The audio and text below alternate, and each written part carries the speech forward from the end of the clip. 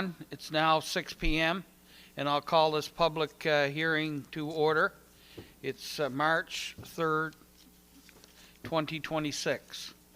I'd like to welcome all members of the public here, and it's a special honor to have so many firefighters here in the audience, and we'd like to extend a special welcome to all those that have taken the time to come out.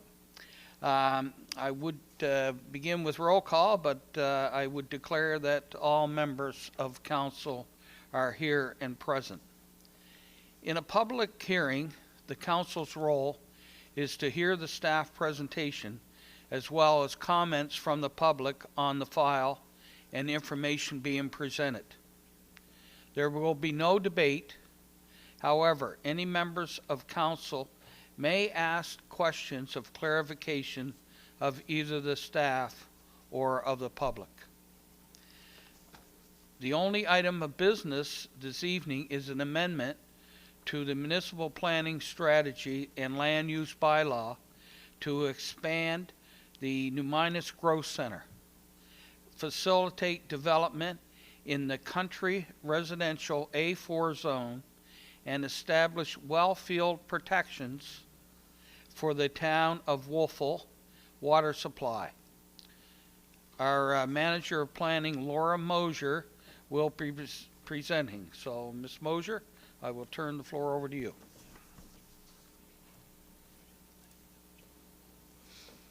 Thank you, Mr. Mayor, and good evening, Council, and welcome to all the members of the public.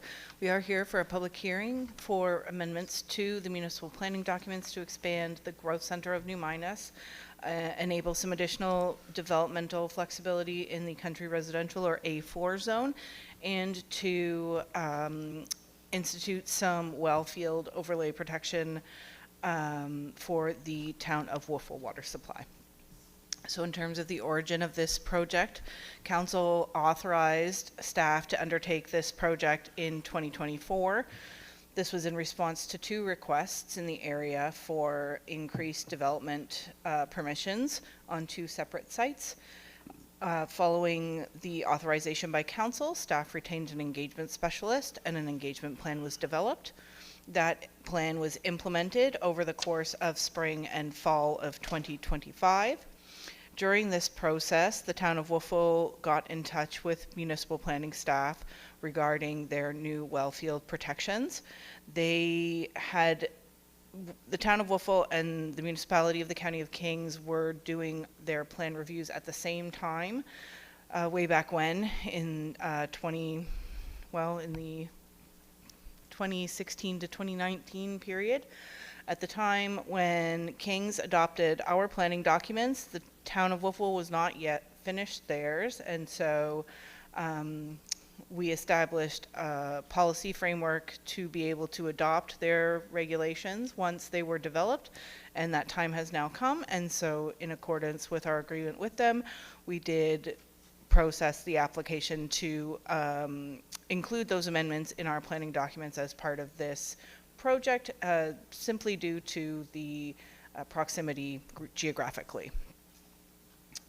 So in terms of our engagement plan, we held a phase 1 community visioning process where we collected ideas from the public and their hopes for the future of the New Minas Greenwich area. This phase included an in-person workshop and an online survey. Phase 2 delved a little bit deeper into what we had heard in our first session. So again, we had an open house with an online survey.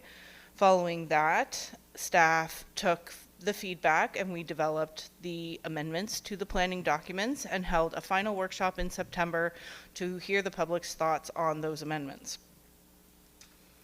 In terms of our going forward process, we are here at the public hearing as highlighted in orange. This is the last opportunity for public input into these amendments.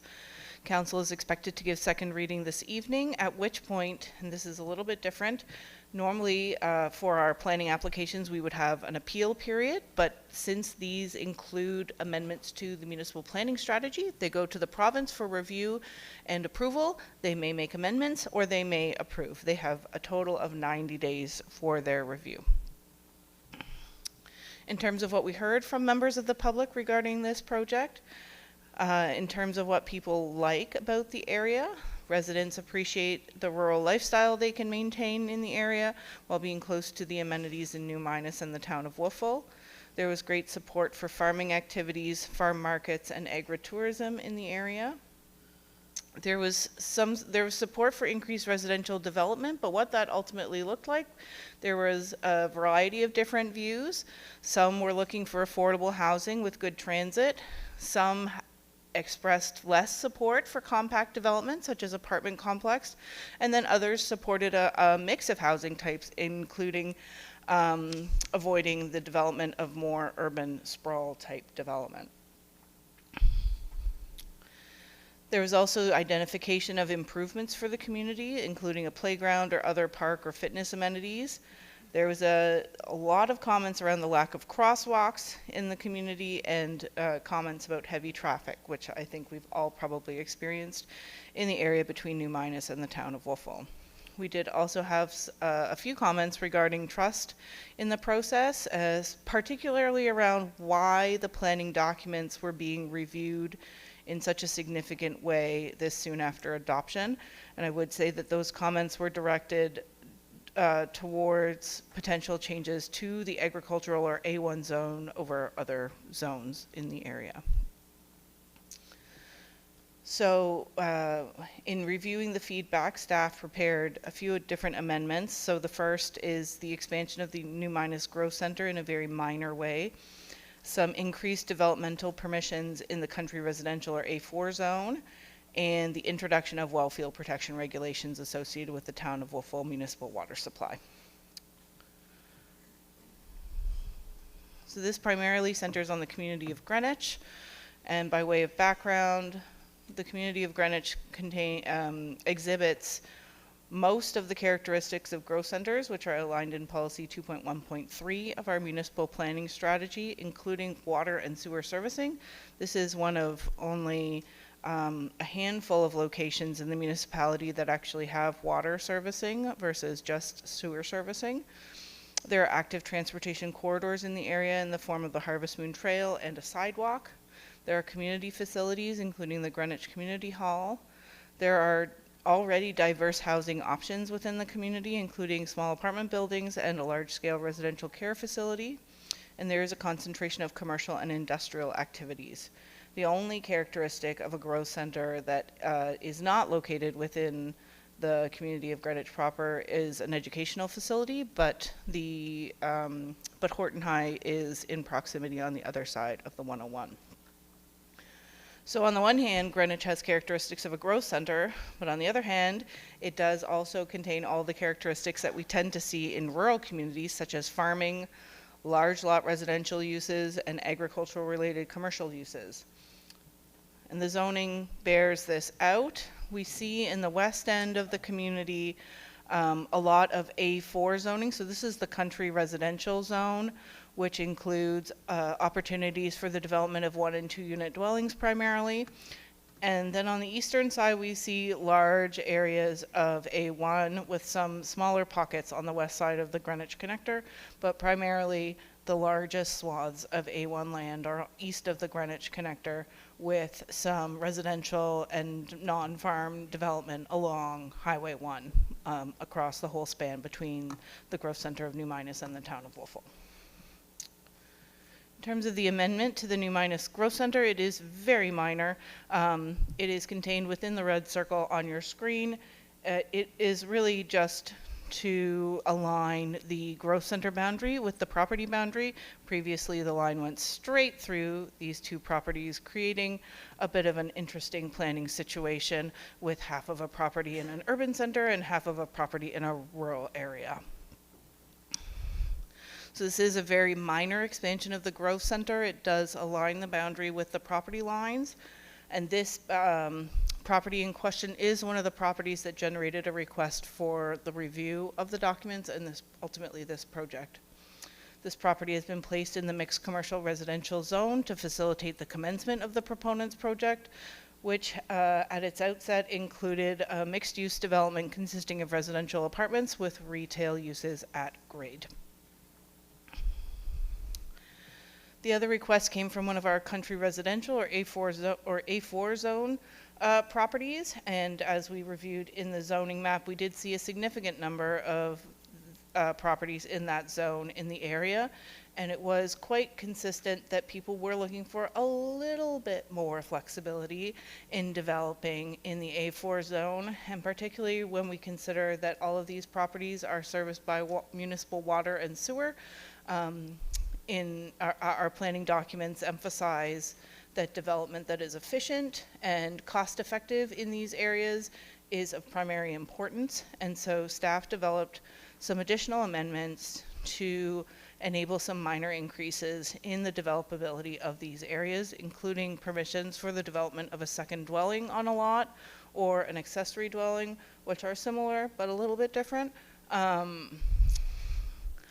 And we've also made proposed amendments to, we have one development agreement policy in the A4 zone that enables greater residential development, but had some significant limitations, and so we were looking to adjust those limitations and to increase the overall developability. So the policy as it's currently written limits the total number of units on a property to 8, as opposed to how we typically develop sewer service land, which is generally linked to the lot area.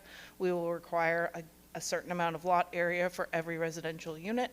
So we were looking to remove that upper limit of 8 units and rely on the lot area to dictate the total number of possible units that can be developed on a lot. And we've also reduced the lot area requirement to better reflect the sewer serviced area.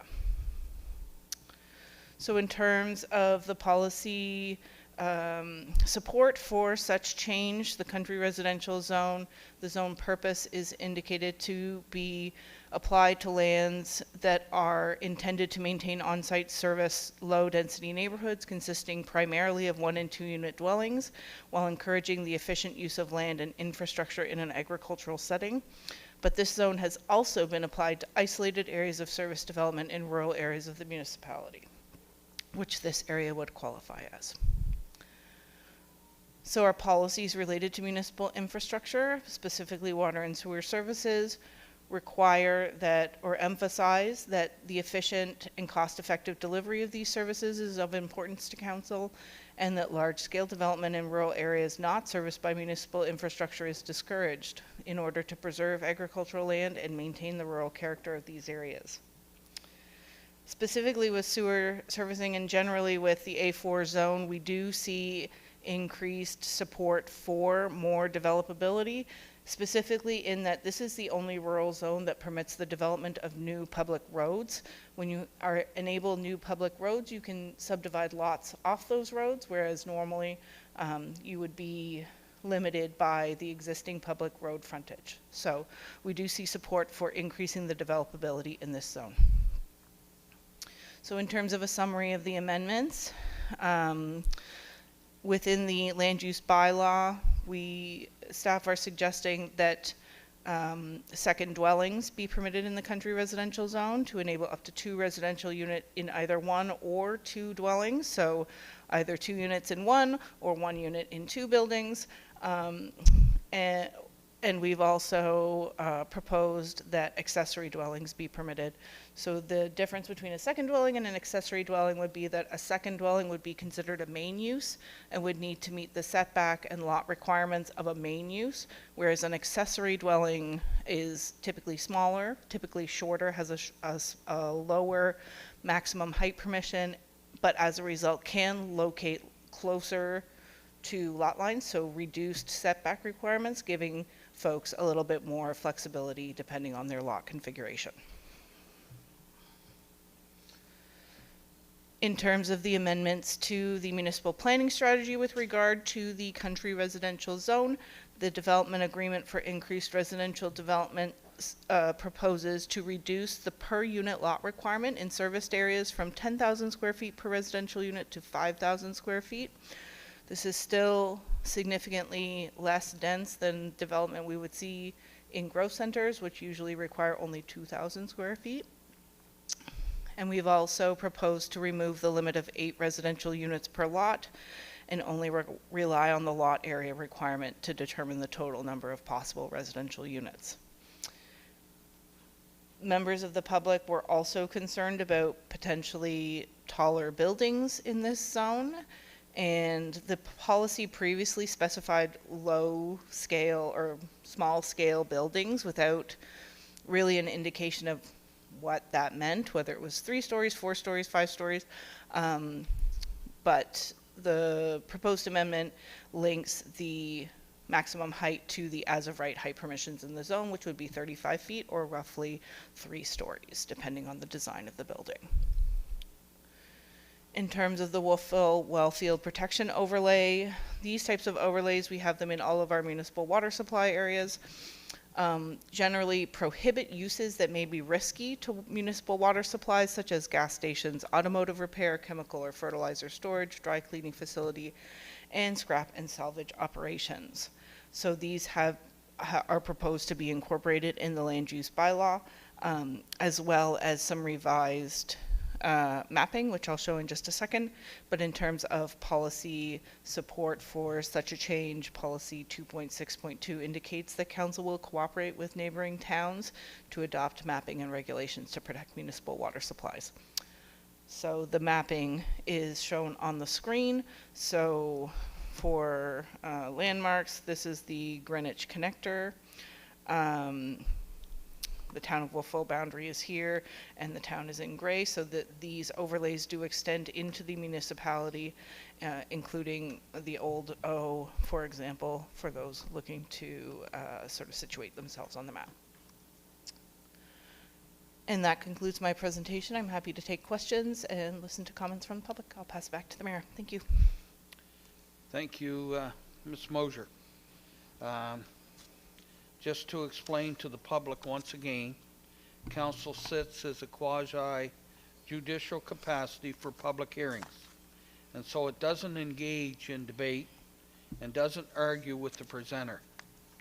It is necessary, however, that everyone has a good sense of what's being presented. So we will go to questions of clarification if there's any misunderstandings of any part by any councillor. So is there any councillor that has any questions to the presenter? And Councillor Gates. Thank you, through you, Mr. Mayor. Just for clarification, Laura, and perhaps it might be Public Works, when we're looking at the Wolfville Wellfield area, would we be getting any regular reports or updates with regards to the water tests that they might be doing? Or do we have to visit the town of Wolfville website to get those? Thank you. Through you, Mr. Mayor, to Councillor Gates. Planning staff are invited to the Wolfville Source Water Protection meetings, so that may be a source of that data, but certainly you could contact the town and request that information from them. Okay, is there any other councillor have any questions to Ms. Mosier? No? Oh. Councillor Allen. Thank you, Mayor. Through you to Laura. If we pass this, when does it come into effect, the water protection area? Through you, Mr. Mayor, to Councillor Allen. We don't exactly know because the review has to be completed by the province before they can approve it. So the provincial director of planning has 30 days once we send them the amendments, which should council approve them this evening, they would likely end up there by the end of the week. The provincial director has 30 days to do her review, and if any of the statements of provincial interest are impacted, which would be, so the statements of provincial interest apply to, I always forget one, so bear with me, housing, agriculture, infrastructure, drinking water, flood protection. Got them all. So we know that this is going to prompt a review for the housing aspect, the agricultural aspect, and the drinking water aspect. So it's likely this review will go to the Minister of Municipal Affairs, and he would have 60 days to review and make amendments or approve or refuse. the amendments. But in terms of an exact date, I can't tell you. But we are required to publish a notice on our website once we hear back from the province, and from that day forward, it will be in place and in full force and effect. Thank you. Okay, any other member of council? No? Well, then I'll go to questions from members of the public. If there's any member of the public that would wish to address council on this matter, please come forward to the mic and state your name and address for the record. As a reminder, there is a 5-minute maximum time limit per speaker, and please address your comments to council and not the presenter. So, is there any member of the public that have any questions or comments on this matter?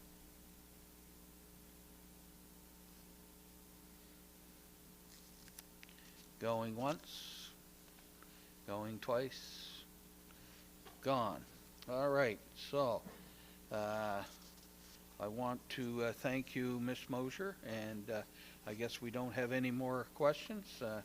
Thank you for a very informative presentation. And at this time, I would declare this public hearing adjourned. We'll now move into our regular council meeting. And again, as far as roll call goes, I would declare that all members of council are present. And this is March the 3rd, 2026. I will now read the land acknowledgement. The municipality of the County of Kings is in Mi'kma'ki, the ancestral, unceded, and current territory of the Mi'kmaq peoples. The municipality of the County of Kings is a neighbor to Annapolis Valley First Nation and Glooscap First Nation, as well as a diverse urban, rural, indigenous population. We are all treaty people and commit to upholding the peace and friendship treaties and working towards reconciliation in all areas of the municipality. Okay, we do have an agenda in front of you, council, and I would ask for approval of that agenda, please. Moved by Deputy Mayor McPherson, second by Councillor Gates. All those in favor or against, please vote accordingly.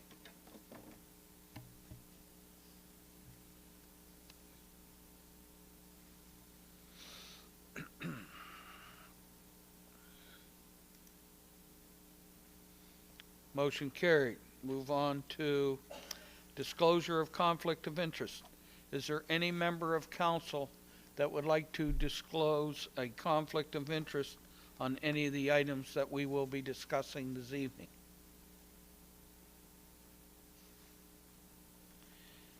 Seeing none, we'll move on to the approval of the minutes of February the 3rd, 2026. Are there any errors or omissions in the minutes of February the 3rd? No? All right. Can I get a motion to approve those? Moved by Councillor Allen, second by Councillor Harding. All those in favor or against, please vote accordingly.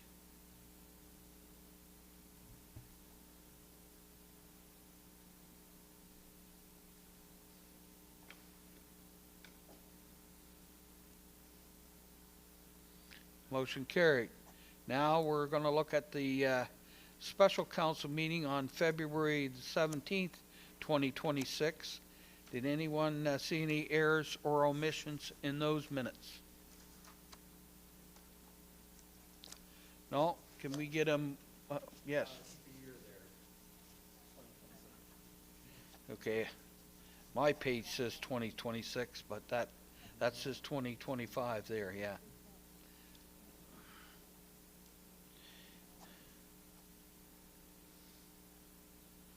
Okay, so it is 2026. Thank you, Councillor Hiltz, but I think on our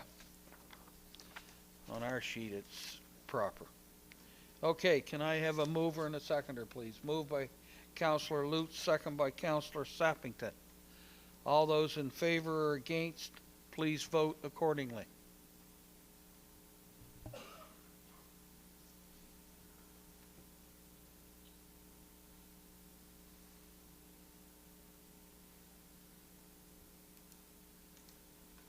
Motion carried. Business arising from February the 3rd, 2026. Is there any business arising from that meeting minutes? No. Okay. February the 17th, 2026, special council meeting. Is there any business arising from those minutes? Nope. Okay, we'll move on then to planning advisory recommendations to be read this evening by Counselor Lutz, chair of our PAC, and the first one is A, amendment to the list of permitted uses in the agricultural A1 zone and rezoning of a property on Belcher Street, PID 55030498 in Port Williams. Counselor Lutz. Thank you, Mayor. The motion reads that Municipal Council give first reading to and hold a public hearing regarding the application to amend a map in the text of the land use bylaw to permit the expansion of an existing agricultural related industry at 830 Belcher Street, PID 55030498, Port Williams, as described in appendices C and D of the report dated February 10th, 2026. I so move. Second by Counselor Gates. Any further discussion? Okay. All those in favor or against of the motion, please vote accordingly.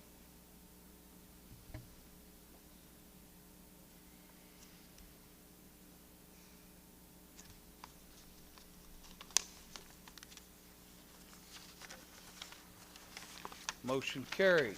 So, item 6B, amendments to the municipal planning strategy and land use bylaw to expand the Minas Growth Center, facilitate development in the country residential A4 zone, and establish Wellfield protections for the town of Wolfville water supply. Counselor Lutz.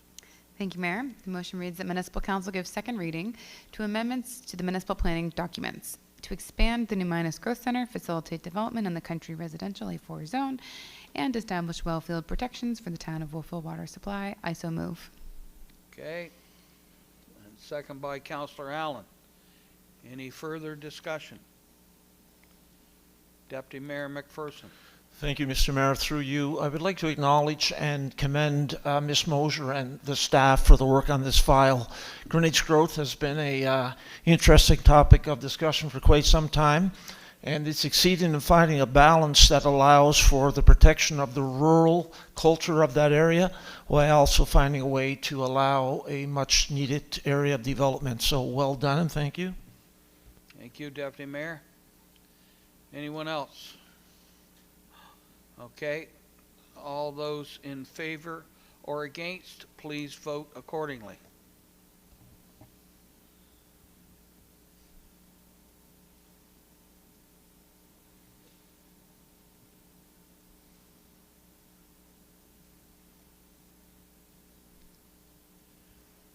Councilor Best, are you voting on that? Okay, motion carried. Councilor Lutz, do you have a time for, or a date for our next public hearing? I certainly do. The next public hearing will be held Tuesday, April 7th, 2026 at 6 p.m. here in these chambers prior to regular council meeting. Great. Thank you, Councilor Lutz. We shall move on then to item 7, administration. Amendments to policy HR-06-019 non-union salary administration adoption, and so we're looking for a motion to amend the municipal council amend policy HR 06-019 as attached to the March 3rd, 2026 agenda. We have a mover. Moved by Deputy Mayor, second by Councillor Lutz. Any further discussion? Okay, all those, please vote accordingly.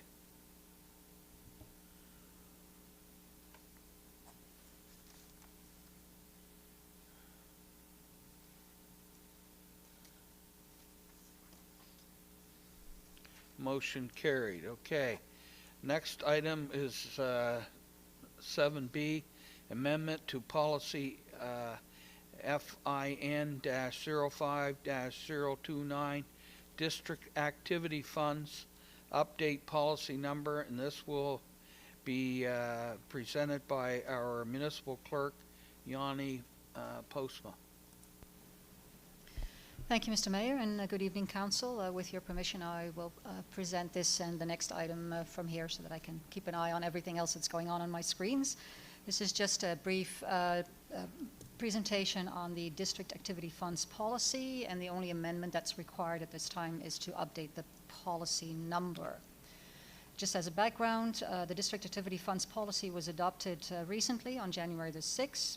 At the time, an incorrect number was assigned to the policy. That was due to a staff error, mostly myself. The number that was assigned was FIN 05029, which had actually already been assigned to the deed transfer tax reserve policy. So the correct number for this policy should be FIN 05030. So this is really a non-substantive administrative amendment to this policy. And the recommendation is that Municipal Council give 7 days notice per Section 48(1) Municipal Government Act to amend policy FIN 05029 District Activity Funds to FIN 05030 as outlined in the March 3rd, 2026 request for decision. Happy to take any questions. Thank you. We have a mover and a seconder, please. Moved by Councillor Peckford, second by Councillor Gates. Okay, so Councillor Lutz. Thank you, Mayor. Through you, I would just note that in all the time I've been on council, Yanni's never made a mistake until now, and I think that's a pretty good record. Thank you. Well, she finally did. I just didn't tell you about the other ones. Oh, you were just checking to see whether we'd... That's right. All right, any further discussion? Okay, all those in favor or against, please vote accordingly.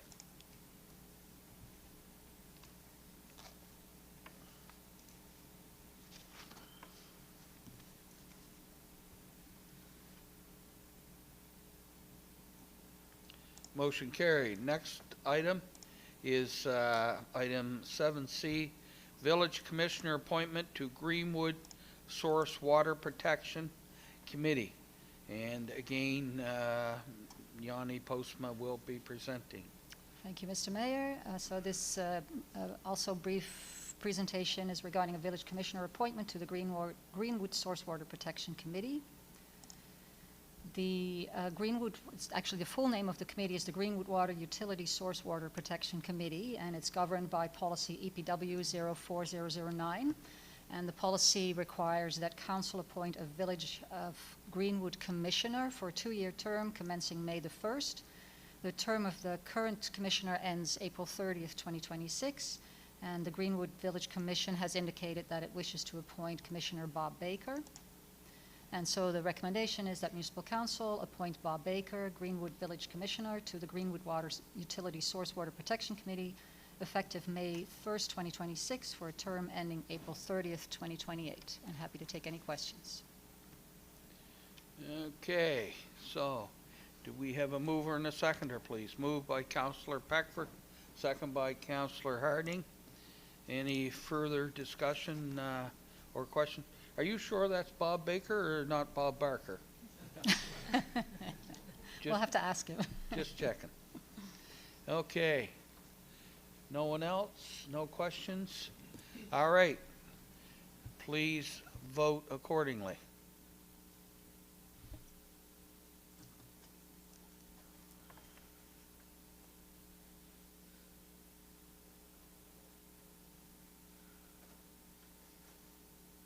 Motion carried. Now we're going on 7D, and this is the fire governance study and potential municipal implications. Our Deputy CAO, Andrea Hisclop, will be presenting. And Andrea. Thank you, Mr. Mayor, and good evening, Council. So this briefing is going to be about the fire governance study and the potential municipal implications. So the intent of tonight's briefing is for Municipal Council to be briefed on the fire and associated services governance study that the province has released and the potential municipal implications. Throughout this briefing, you're going to hear a lot of the word of unknown or more information is required about the implication. And that's because this study provides the province's vision for improving fire services. It's a high-level picture. But how this impacts municipalities is dependent on the details, which do not exist at this time. Municipalities will be governed by the provincial requirements that are outlined in legislation and regulation. The province's vision is that every Nova Scotian has access to reliable, evidence-based fire services no matter where they live, and that every firefighter has access to the training and equipment needed to stay safe while serving their community.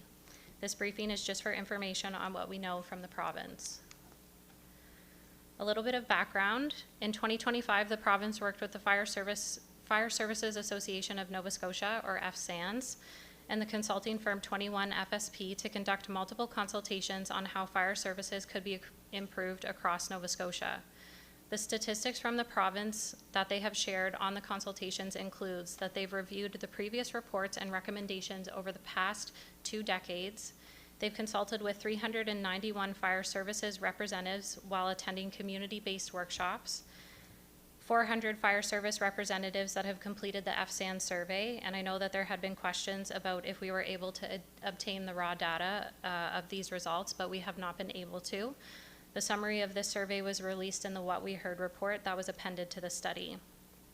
They've also consulted with provincial government departments, AMA and NSFM, and fire emergency professionals, and they've also done the Nova Scotia Fire School Value for Money audit. Through these consultation sessions, the Fire and Associated Services Governance Study was released, which included 40 recommendations on improvement. The recommendations presented in the study are incredibly high level and require further information from the province before we can understand its true impacts. So continuing on the background, the recommendations from the study are grouped into the following themes: governance and legislation, fire dispatch and communications systems, professional standards and training, firefighter health, safety, and wellness, sustainable service funding, and volunteer firefighter recruitment and retention. The province has committed to implementing the report and its recommendations within a 3-year period. The 3-year period that the province has committed to started in October 2025, and I'll reference how the province has begun to implement the report in later slides. The province held a couple of sessions with municipal elected officials and senior administrators from across Nova Scotia in the past month to determine how best to implement the vision and things to consider. These engagements were done with limited notice and lacked an opportunity to sometimes provide meaningful feedback. So within the study, there are 40 recommendations, and the following recommendations here on the slide are what we can identify with potential municipal impacts. I say potential because how the province plans to achieve these are unknown. Furthermore, some of the recommendations from the study have been changed from the province based on feedback already received. So going over the recommendations, I'll go over the recommendations, but we'll add some additional commentary that's not included on the slides as well. So the first one is that the province recommends moving to a municipally led fire service. Municipalities will be responsible for oversight on fire service delivery, and therefore fire commissions would not be required anymore. The province has communicated the reason for this recommendation is so that there can be consistency across Nova Scotia in terms of fire service governance structures. I want to highlight that this is a really big unknown. Following the recent consultation sessions with the province, consensus on the new governance model was not reached, and it was made clear that further engagement and education is required to support this change before implementation can be done. The province has communicated governance structures are not being changed at this time, But what that looks like over the next little while, again, is unknown, and it's unknown whether this recommendation will fully get implemented. Municipalities will be responsible for ensuring fire departments have access to appropriate resources and equipment. The province has communicated the reason for this recommendation is because some of the fire departments have to fundraise for breathing apparatuses or other equipment necessary to do their job. The province is also planning on developing new standards for equipment, and therefore it is not known what type of financial pressure this could put on municipalities. Communication from the province has been that they do not want fire services downloaded to municipalities. Another potential municipal implication is that municipal council will be responsible for approving fire chief appointments. The communicated intention behind this is that if the province moves to a municipally led fire service, then oversight will be required from council to departments, fire departments, for greater clarity. The province has communicated their vision is that all fire chiefs would report to a designated individual in the municipality, with council essentially rubber stamping the fire chief appointment that had been decided from each of their membership. And this is an example of a recommendation that has already been revised from the report. The report had articulated that municipalities would be responsible for appointing the fire chief, but now it's based on their membership.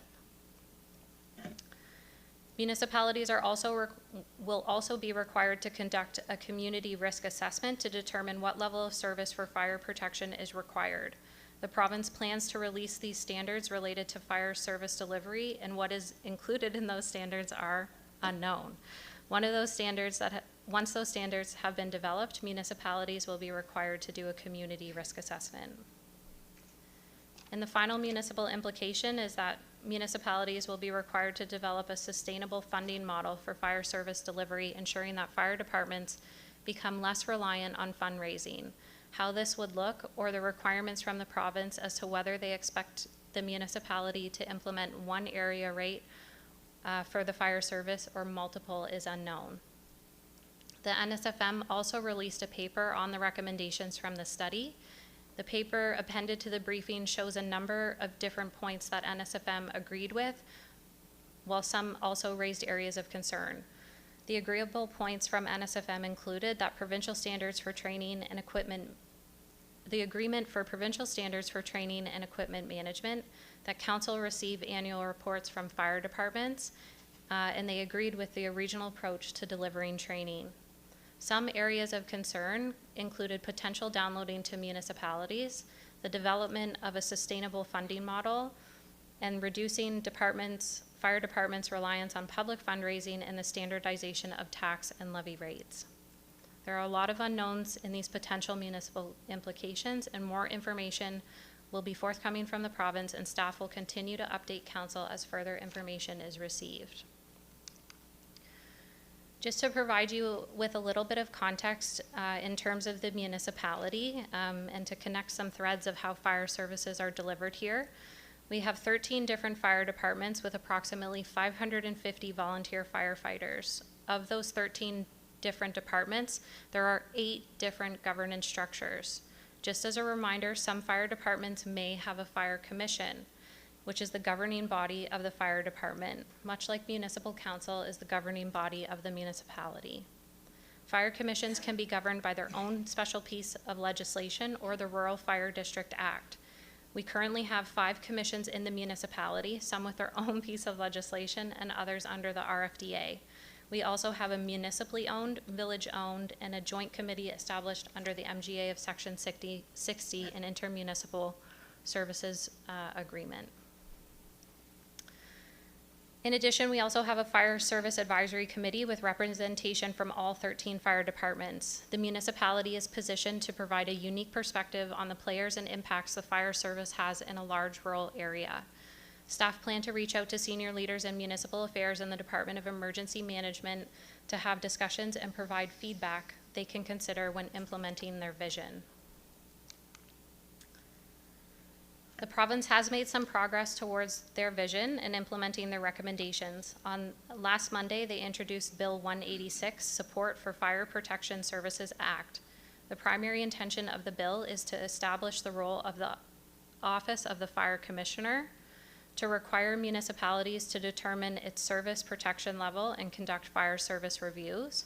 Just as a reminder, no current standards for service protection levels exist, and the province needs to develop these standards before municipalities can determine what type of protection level they plan on delivering and conducting their reviews.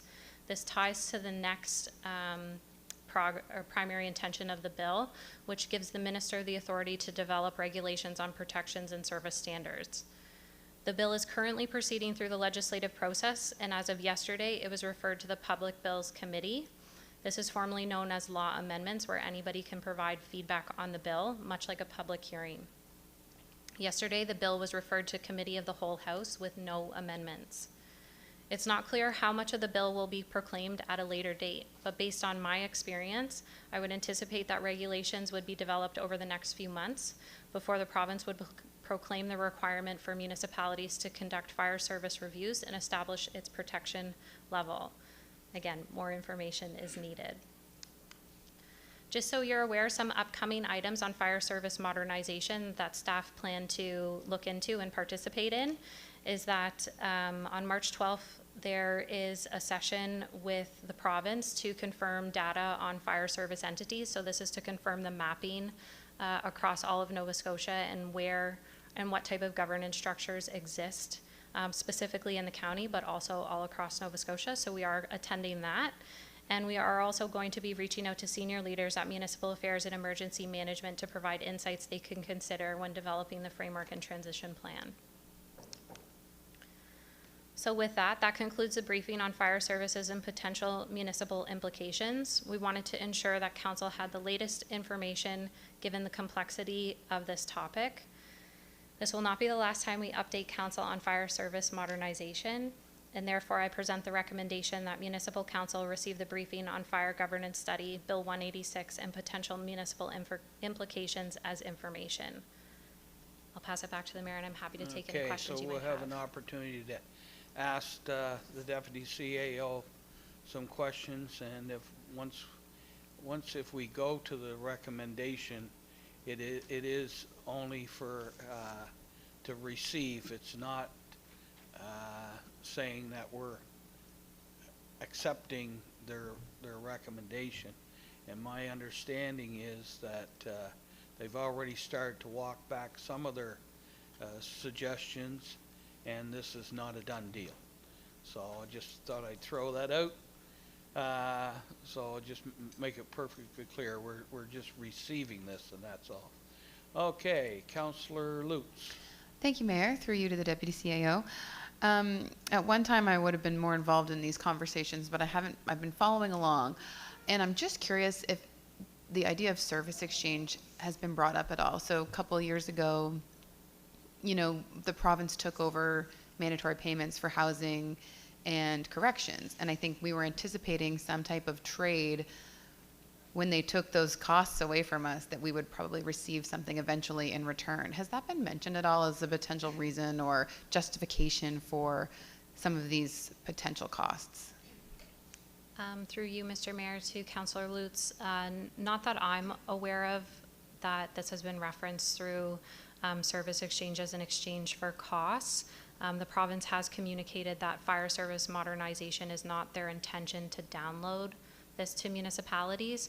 I do know that fire service and governance was included in Schedule A of the service exchange, but how that relates to costs was not laid out. Okay. And a follow-up, if I could? Sure. Thank you, Mayor. Through you.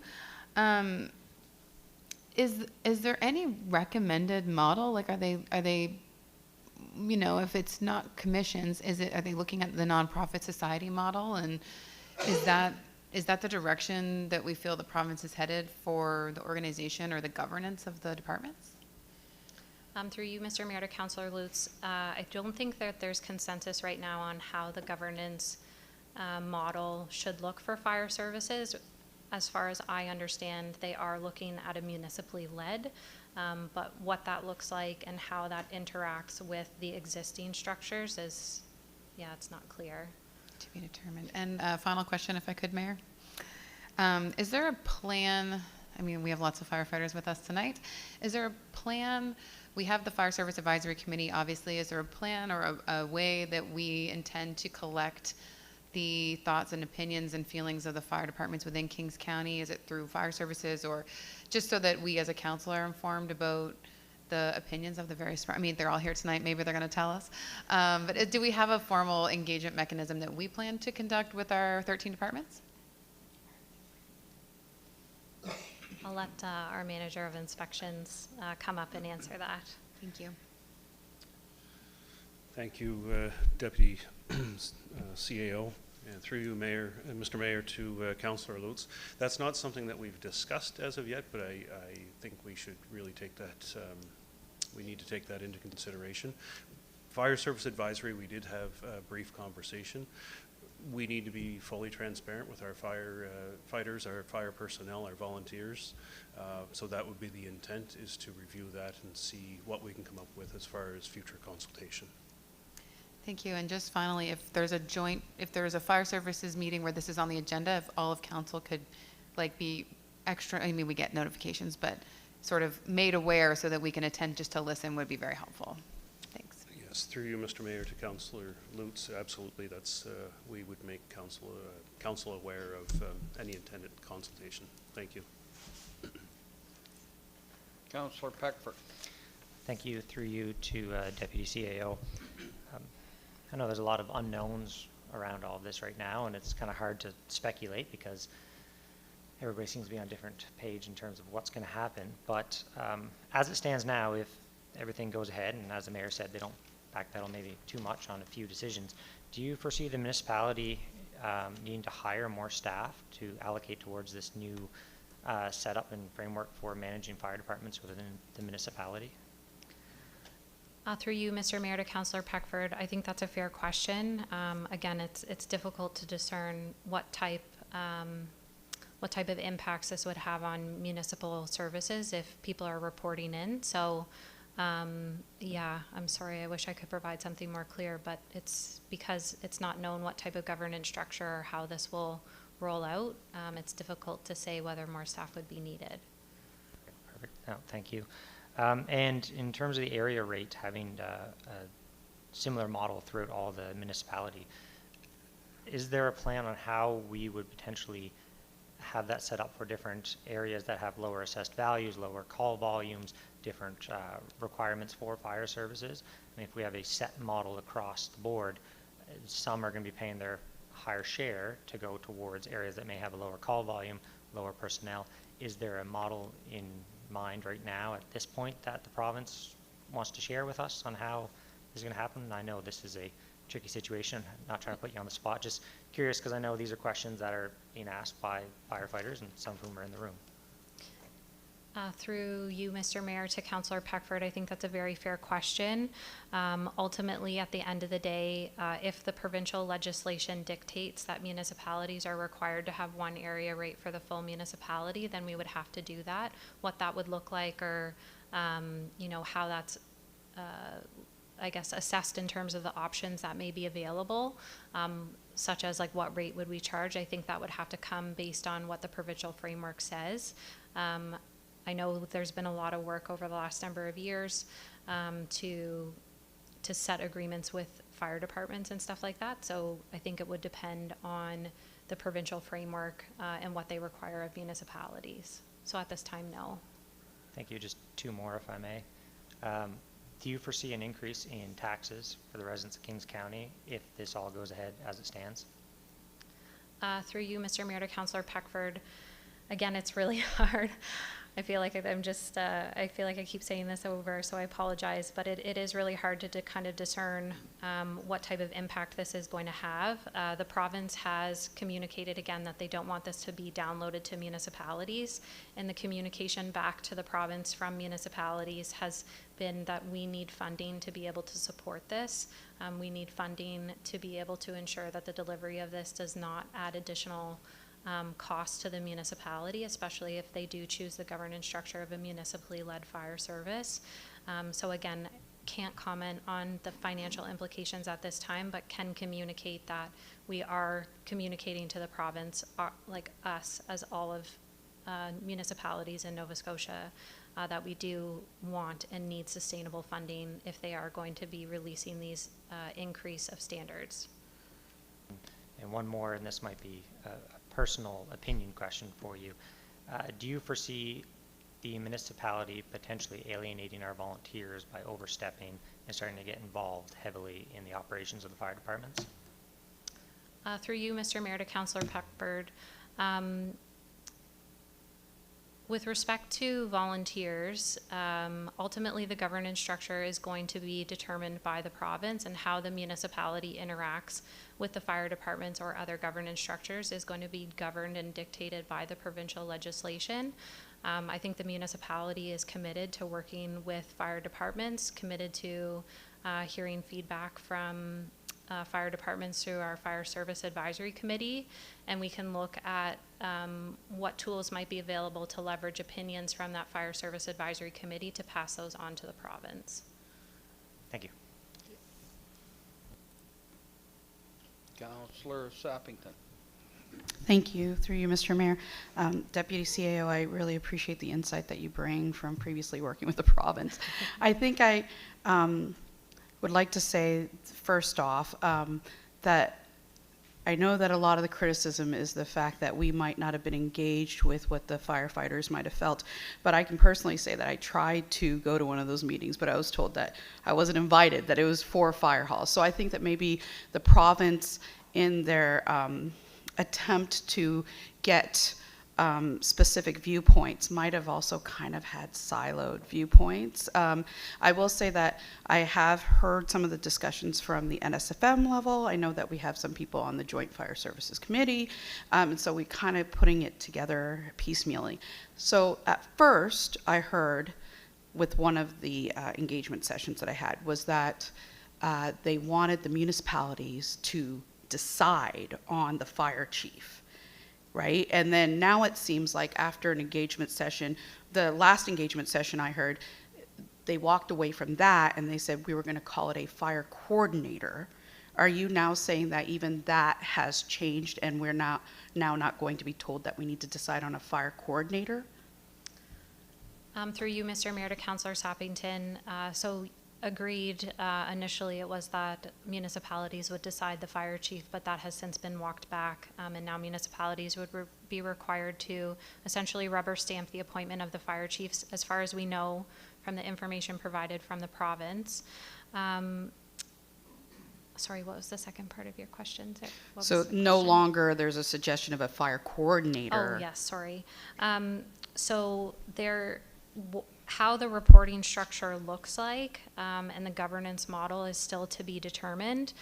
The last consultation session that we were at with the province, they had articulated that the vision, so again, their vision was that the fire chiefs would report into a designated individual in the municipality or report to council. But I know that how that works across multiple municipalities would be different depending on the size, of course, but then also to what the province expects in terms of oversight and accountability as well. So again, hard to say whether there is a fire services coordinator that they would require those chiefs to report to and what that looks like right now from a governance perspective.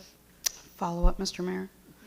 So in your professional opinion, having worked with the province as well, would firefighters be better positioned over there as opposed to in municipal council chambers to speak in regards to what these changes should look like? Through you, Mr. Mayor, if I could just ask a clarification question to Councillor Sappington. What do you mean by You said over right there? now this is going through the legislation Yes, yep. in the provincial level. Yes. And we're just at the mercy of that occurring. Would the firefighters'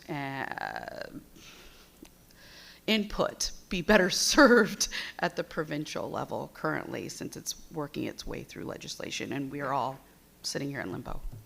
Through you, Mr. Mayor, to Councillor Sappington, that is absolutely an avenue that firefighters could explore by discussing with the provincial folks, given that it is in the House and working its way through the legislative process. I'm not sure what intentions the province has with respect to continuing to engage fire services fire service professionals throughout this process as they look to develop those standards and the governance structure. So that is absolutely an avenue that they could explore. Thank you. I would just like to say I was in on the call with the deputy CAO, and I asked several times about the appointment of the chief, and clearly they were told that no, the fire department will pick their own chief, and that the bottom line is that maybe the CAO would ratify that position, but in no way that means that the municipality would be picking the chief. The fire department would be picking their own chief, just as if that the way they've been. That's what we were told on the phone. So I just want to concur with your comments there. Councillor Hiltz. Thank you, Mayor, through you. Thank you for the presentation. Thank you to the volunteers who are here tonight.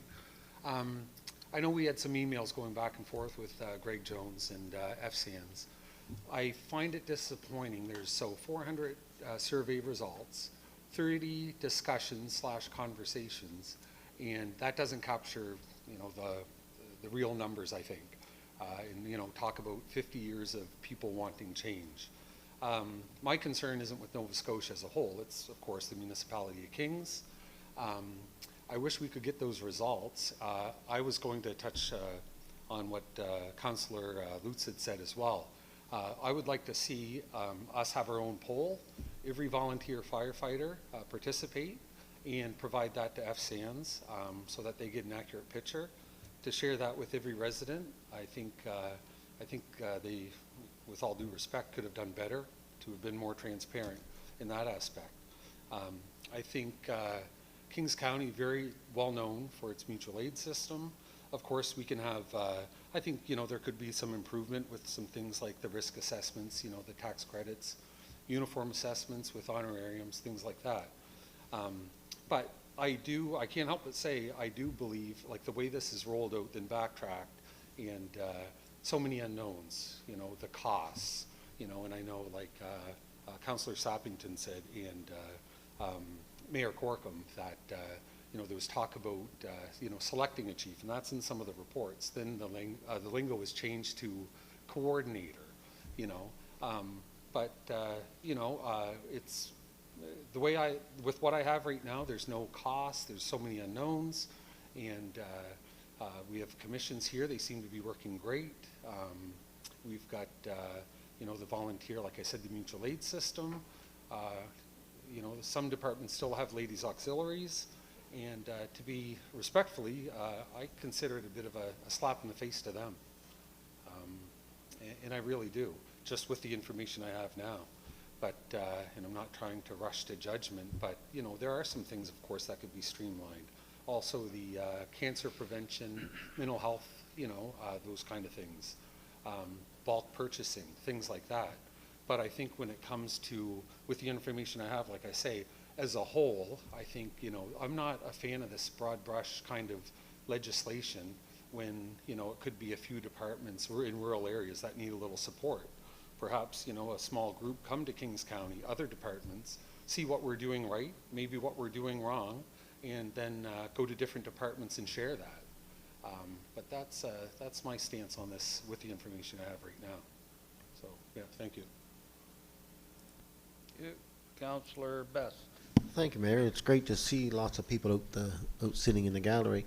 Is there any way that we could see if some of the fire departments instead of waiting for another hour, that they come up and if any of them wants to say a few words at the end of this, if that would be okay, Mr. Mayor? No, it's not, Councillor Best.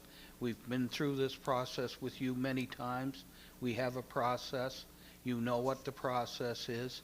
Everyone here is welcome to speak at the end, as usual. And we've gone through this before, and so no, it's not possible.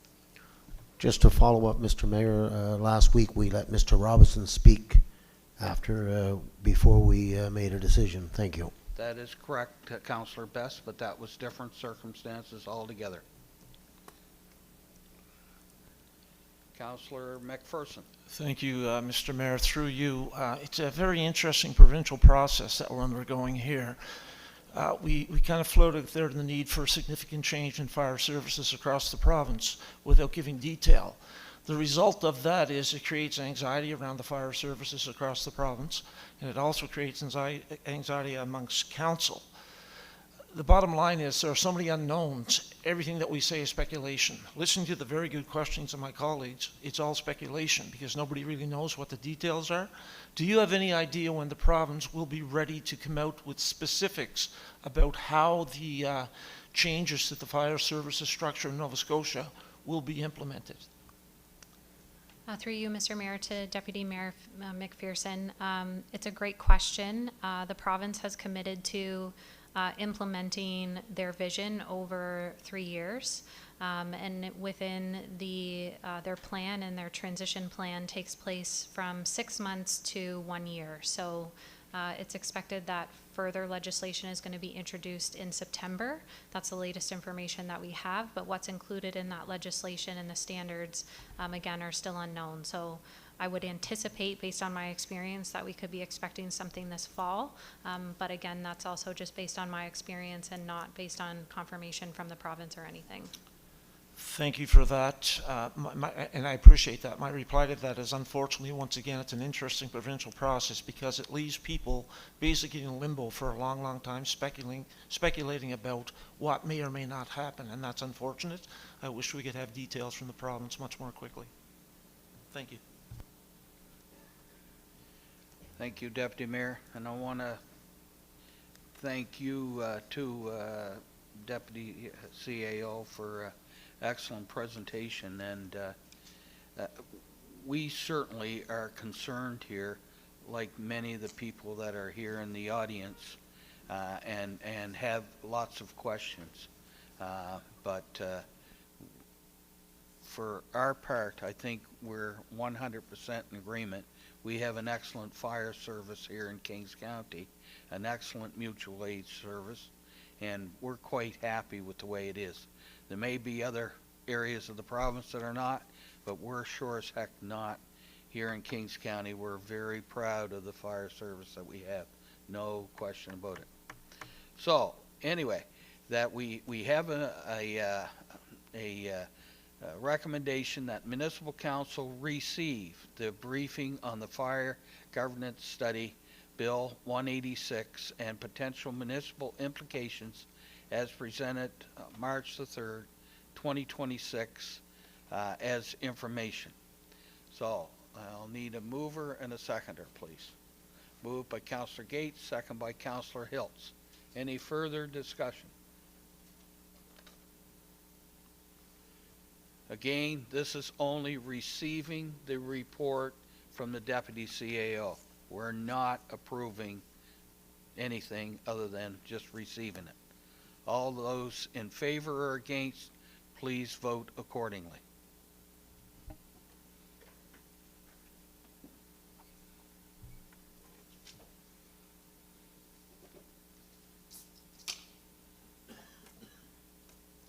Motion carried. Okay, our next item on the agenda, 7E, IMSA with the Town of Kentville and the Kentville Volunteer Fire Department, amendments to Bylaw 102, Committee's Governance. And we have our CAO, Scott Conrad, will be presenting. Mr. Conrad. Good evening, Mayor and Council. This presentation goes back to an instruction that you provided to me on February 17th in closed session. So typical protocol, when we address what the instruction has been in closed session, we do come back to public session. So that's what we're doing here this evening. So you can see in the first bullet here, as I indicated February 17th, you instructed me to execute an intermunicipal service agreement with the Town of Kentville, the Kentville Volunteer Fire Department, and report back in public session. So I can advise that all three parties have now signed that agreement. It replaces the current agreement, which a little bit long in the tooth. I believe it was first executed in around 2005. And one of the principal outcomes of that is that the joint committee is no longer required. So just for a brief recap of what was discussed on February 27th is that, I guess this is fairly normal here with our existing fire service, that operations for fire departments funded out of the general tax rate, and capital requirements of fire departments generally funded out of area rates. So that would be, you know, for equipment purchases or debt associated with equipment purchases. So operating general tax rate, capital area rate, so that's reconfirmed in this agreement. The agreement financially is based on last year's number that was provided to the department, inflated by CPI. The term of the upcoming agreement, or the agreement rather that was just signed, is for 10 years. And each of those 10 years, it will be also subsequently inflated by consumer price index. The municipality's share of the department's budget, because this is one of these intermunicipal agreements between the town as the municipal parties and the municipality. So on equipment related or rolling stock related things, the ratio is based on kilometers driven within the town or within the municipality. And then other operating expenses are based on a ratio of the number of calls. And then again, the shares of capital expenses are done by area rate.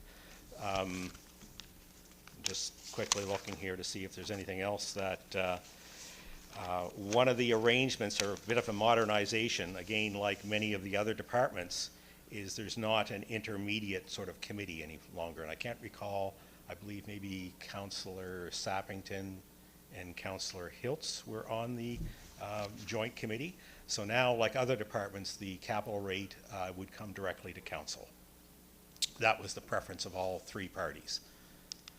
So there's a bit of cleanup to do in addition to publicly announcing what has been papered for the next 10 years with that joint agreement, is our own internal bylaw 102 that lists the committees has to be updated. We will, I guess since that time as well, there have been other boards and committees that have been disbanded or created. So that would be in addition to the Joint Fire Services Committee with Kentville, the department and the town. So there are other cleanups that we would like to do concurrently here this evening in bylaw 102. So the amendments include, as I say, updates to Schedule A, committees of council, and Schedule B, external boards and committees. Those schedules are part of bylaw 102. So the recommendations that are here in front of you this evening is that Municipal Council receive for information the update on the execution of the intermunicipal service agreement with the town of Kentville and the Kentville Volunteer Fire Department as instructed in private session on February 17th, 2026. And the second recommendation for your consideration is that Municipal Council give first reading to amend bylaw 102, committee's governance, to delete the reference to the Kentville Joint Fire Services Committee and delete and add other disbanded or new boards and committees that was in your report provided on February 17th. Happy to take any questions you may have. Thank you. You're looking for two motions here, Mr. CAO? Please, I believe that's, Okay, Madam Clerk, thank you. that's the way we have it set out. Any, yes? Two motions? Okay. All right, so any questions to the CAO on his report? No, all right. So the first motion is that Municipal Council receive for information the update on the execution of the intermunicipal services agreement with the town of Kentville and Kentville Volunteer Fire Department as instructed in private session on February 17th, 2026. Moved by Deputy Mayor McPherson, second by Councillor Lutz. Any further discussion? All those in favor or against, please vote accordingly.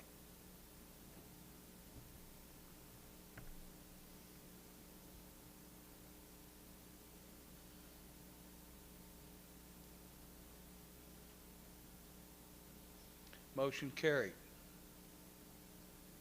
Second one is the Municipal Council give first reading to Amendment Bylaw 102, Committee's Governance, to delete the reference to the Kentville Joint Fire Services Committee and delete and add other disbanded or new boards and committees.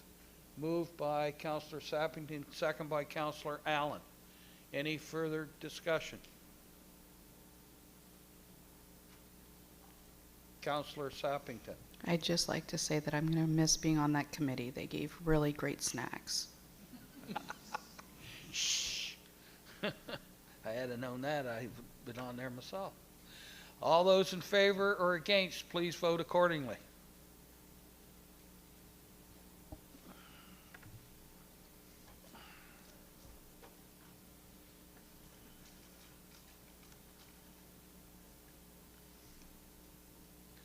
Okay, motion carried. Thank you, Mr. CAO. So now we're going on to 8A, amendments to policy FIN-05-007 fire and recreation area rates. So we have a motion that the municipal council amend policy FIN-05-007 fire and recreation area rates as attached to the March the 3rd, 2026 agenda. Do we have a mover, please? Moved by Councillor Gates, second by Councillor Harding. Any further discussion? Okay, all those in favor or against, please vote accordingly.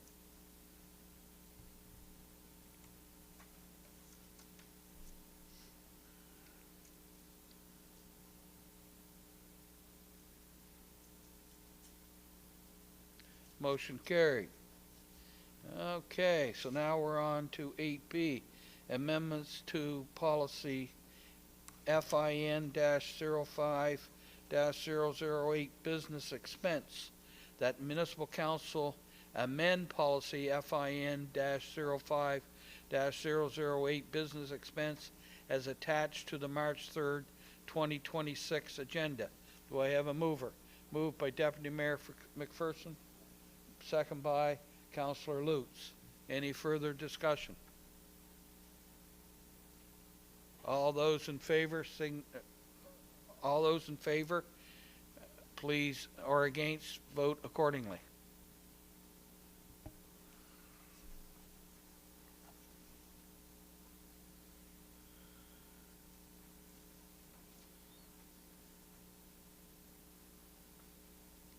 Motion carried. All right. 8C, amendments to policy FIN-05-009, personal property tax reduction. Motion that municipal council amend policy FIN-05-009, personal property tax reduction as attached to the March 3rd, 2026 agenda. Do I have a mover? Moved by Councillor Harding, second by Councillor Sappington. Further discussion. Councillor Lutz. Thank you, Mayor. Through you, I just wanted to note, as we discussed when this came to us initially, this is a really good policy that we provide. It's not required of us to have any type of policy that supports low-income homeowners with their tax rates or their tax bills. It's something we do as an effort to try to keep costs low for people in our community that struggle to, to have a higher income. So I'm really proud of this policy. It helps mitigate, reminds me of at the Finance and Audit Committee recently, we had a conversation about the cap, and it helps mitigate some of the impacts, negative impacts of the property tax cap. So as a policy, I think council should be very proud of, and thanks to staff for always, keeping on top of it, administering it, and making sure that the amounts reflect current reality for folks who apply for this program. Thanks. Thank you, Councillor Lutz. Okay, all those in favor or against, please vote accordingly.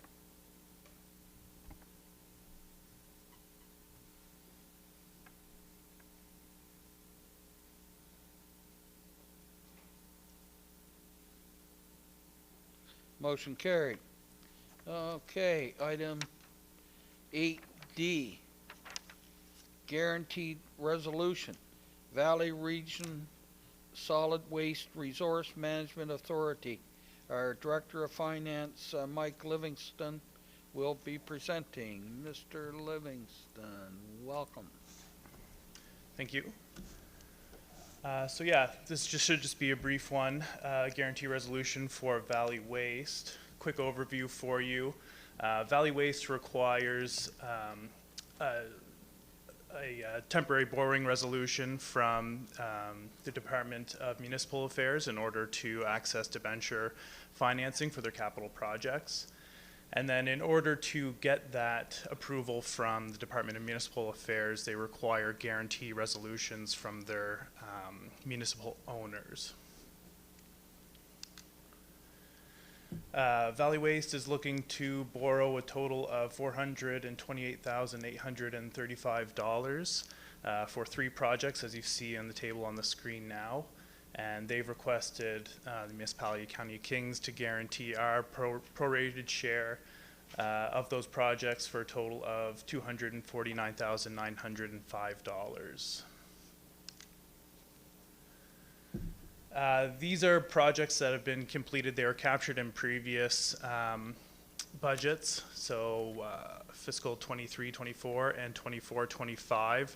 They are required on an annual basis to renew their temporary borrowing resolutions, which is why we're here again discussing them today. So then, in that regard, we should still expect, if they look to borrow for anything captured in the 26-27 capital budgets, that you would see me here again. So the financial implications of the guarantee resolution being requested is none, with the exception if Valley Waste was to default on their borrowings, then they would of course look to the guaranteeing municipal units. Currently, the guarantee resolutions are not factored into the municipality's ability to borrow on our own behalf, so that's positive. And then guarantee resolutions are not factored into the financial condition indicators that the province prepares for the Nova Scotia municipalities to evaluate us financially. So with that in mind, the recommendation would be that Municipal Council approve the Valley Region Solid Waste Resource Management Authority Municipal Partner Guarantee Resolution as detailed in Appendix A attached to the request for decision dated March 2nd, 2026 in the amount of $249,905. Be happy to take any questions you might have on the matter. Okay, thank you. Do you have any questions to Director Livingston on this? Councillor Gates. Thank you. Through you, Mr. Mayor. To Mike Livingston, do we have an idea what that interest rate might be on that? It's through you, Mr. Mayor, to Councillor Gates. It's not confirmed until Municipal Finance Division actually goes and finalizes. I believe the maximum that they're looking for organizations to approve is somewhere around 7 or 7.5%, but it will be below that amount. Okay, do we have a mover and a seconder, please? Moved by Councillor Peckford, second by Councillor Hiltz. Any further discussion? All those in favor or against, please vote accordingly.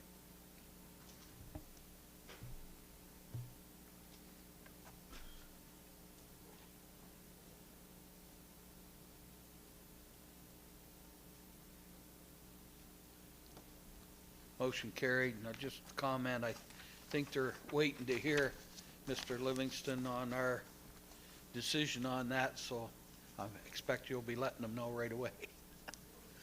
All right, we'll move on to item E, 26-27 budget timeline amendment. Thank you. So another fairly brief one for me here, just looking at the budget timeline for this upcoming fiscal 26-27 and confirming a few dates. So the rationale, we're currently hard at work finalizing the capital budget. We want to come with a confident recommendation that includes appropriate spending levels, good utilization of the available grants, responsible utilization of our reserves and debt, and we want to make sure that overall spending, like I said, is properly rationalized. And so in that regard, just need a little bit more time to refine the requests that we've seen come across from our various departments. So the revised timing, you can see that originally we had the capital budget for release back on February 25th. And so this revised timeline is suggesting a release on March 11th, 2026. And that would be releasing alongside the operating budget at the same time. In order to facilitate the delayed release of the capital budget, we'd be looking to repurpose the March 25th, 2026 date that we originally had scheduled for our first round of budget deliberations. And instead we'll use that date to present the capital budget detail. The operating budget will be still planned to be presented on the same day that it was originally planned for. And then, of course, so we need a new date for budget deliberations, and so we had originally scheduled April 1st as a optional second day for deliberations, and so we would look to that date for our first opportunity for council to deliberate the budget. And so here it is, just sort of laid out on the timeline. The one date that I would highlight here now is that March 17th is that date where the operating budget and the water utility budget would be presented. And so that leads to the recommendation that Municipal Council approve the amended 26-27 budget timeline as attached to the March 3rd, 2026 request for decision. Happy to take any questions on the timeline. Any questions to Director Livingston? Councillor Gates. Thank you, through you, Mr. Mayor. No correlation to it being April Fool's Day? Thank you. You're always come up with some good ones there, Councillor Gates. One of these days it'll come back to haunt you again. All right. We have the motion that was read by Director Livingston. We have a mover. Moved by Councillor Gates, second by Deputy Mayor McPherson. Any further discussion? Okay, all those in favor or against, please vote accordingly.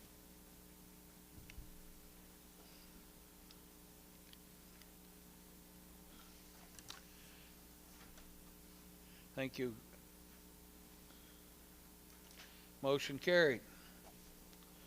I was going to call a recess, but maybe we're moving along pretty good. I think we'll keep on going, if that's okay. All right. We'll, boards and committee reports. Annapolis Valley Homeless Advisory Committee. I believe Deputy Mayor McPherson is on that. So, Deputy Mayor. Thank you, Mr. Mayor. Through you, I submitted a written report on that. Hopefully, my fellow councillors had the opportunity to review it.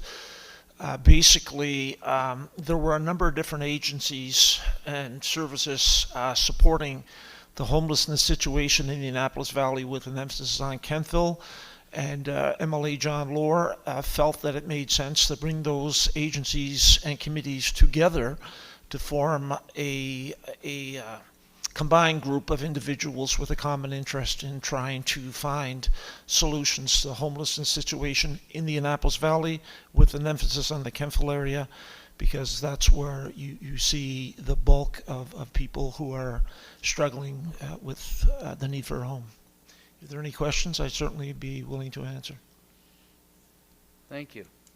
I didn't even have to ask if the Deputy Mayor had anything to add. Any questions to the Deputy Mayor on his written report that you received? No? Okay. We'll move on to the Audit and Finance Committee. And again, Deputy Mayor, you provided a written report. Do you have anything to add? Nothing to add. I can't believe it. We'll move on. Nova Scotia Solid Waste Resource Regional Chairs Committee. Is there any questions on my report? No? Good. We'll move on then to the Police Advisory. Councillor Sappington, do you have anything to add to your report? No, sir. Okay. Any questions to Councillor Sappington? Okay. Valley Regional Enterprise Network Liaison Oversight Committee. I also provided a written report. Any questions on that? Okay, thank you.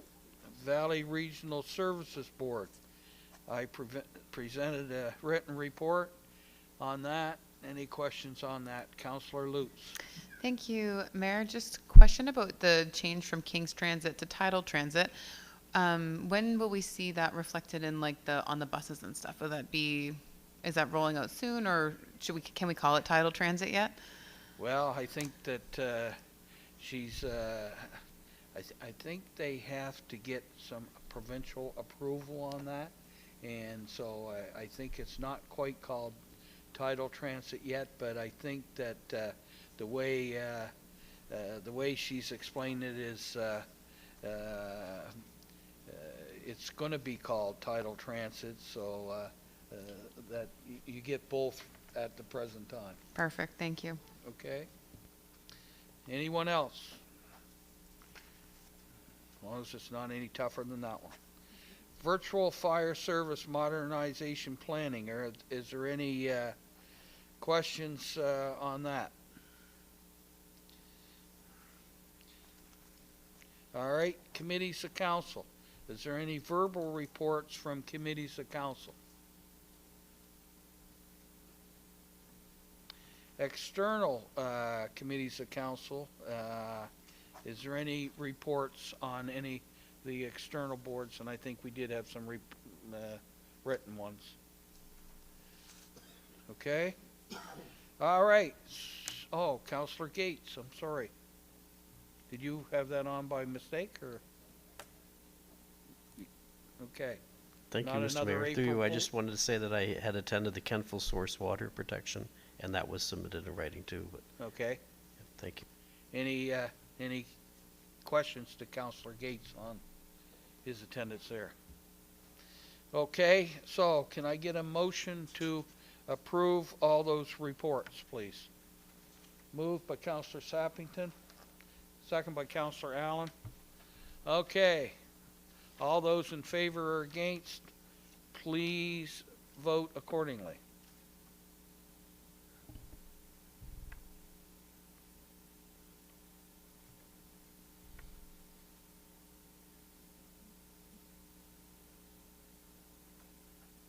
Motion carried.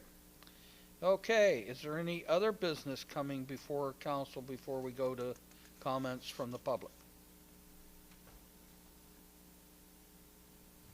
No. And before we go to comments from the public, I want to thank the staff for the reporting that they did, and suggest that after the comments from the public, we will be going into a closed session, but not be coming back out. So just to let everyone know, so that we will have an in-camera session after this, but we will not be coming back to an open session. All right, so at this time, it's an opportunity for any member of the public to come forward to address council.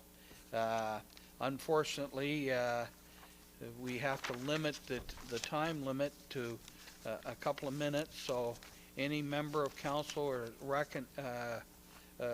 who would like, we would ask you to come to the podium, state your name and address, and if you have any comments you'd like to pass on, you have up to 2 minutes to do so, and we'd certainly be pleased to hear from you, and certainly appreciate the wonderful turnout.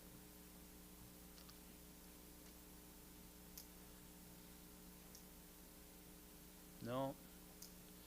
Well, again, while anybody's thinking there, we really, really do appreciate seeing the turnout of chiefs and firefighters, and we know that you're concerned about this this whole situation, but we are pleased to hear you and see you here with us. And again, I want to reiterate, I don't think there's any member of council here that can say that they're dissatisfied with the level of fire service that we receive here in Kings County. And we're very, very proud of the job that you do, and we thank you very, very much. So I'm glad to see such a great group here. Anyway,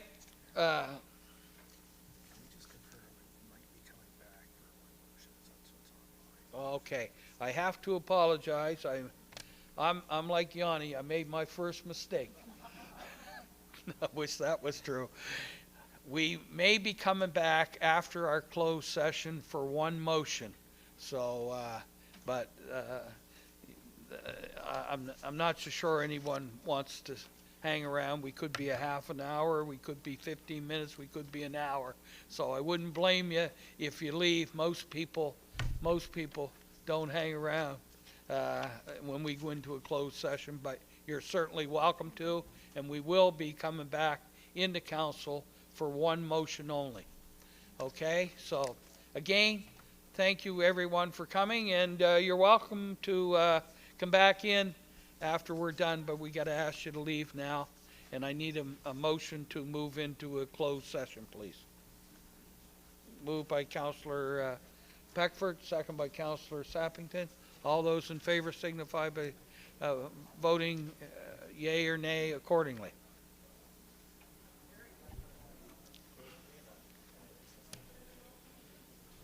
Yeah, we'll have a 10-minute recess before we go in.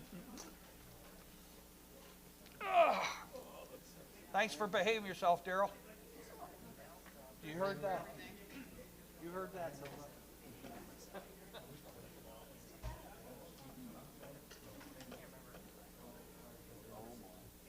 I couldn't follow the dates. Oh, yeah, I did see that.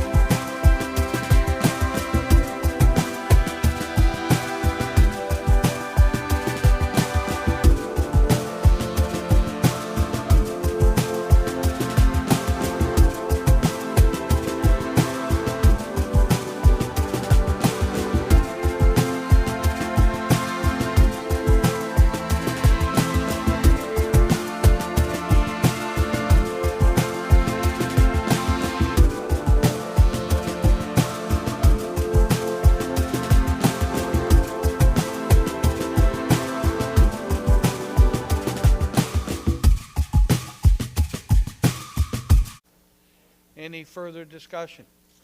Robbie, you want to stay any longer or what? If you would.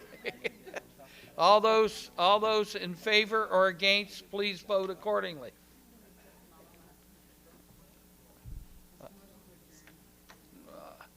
All right. Motion to adjourn approved. See ya. Yeah.